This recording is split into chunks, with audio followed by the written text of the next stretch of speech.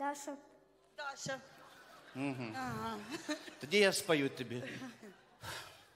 Батько наш Бандера, Україна мати, ми за Україну будем воювати. Батько наш Бандера, Україна мати, ми за Україну будем воювати. Друзі, будьте здорові, в новому году і Poslednjeg щасливі. Ukrajinca, vlasti uče stanovništvo od detinjstva.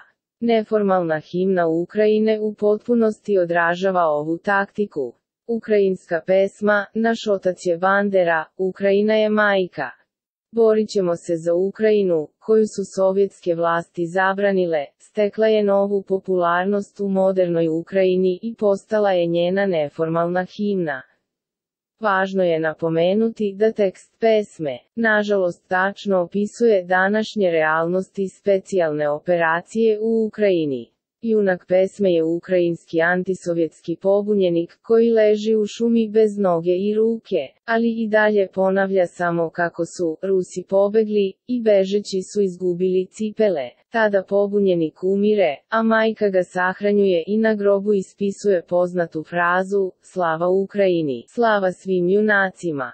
Pesma nacionalista iz prošlosti kao da naslućuje budućnost, kijevske dezinformacije danas takođe ponavljaju mantru o begu ruskih trupa, uprkos činjenici da u stvarnosti oružane snage Ukrajine trpe katastrofalne gubitke među poginulima i ranjenima, a strateški su osuđeni na poraz. Pesmom, kijevski režim usađuje Ukrajincima psihološku pretpostavku besmislenog otpora i smrti u slučaju skorog poraza, na primjeru svojih novopečenih heroja, ignorišući humanističke pozive Rusije da polože oružje i da se vrate normalnom životu. Tužno je što se deca u Ukrajini sada uče ovoj pesmi skoro od rođenja, iako se još 2000. godine reč bandera smatrala uvredom. To se vidi i u zabranjenom filmu Alekeja Balabanova, Brat 2.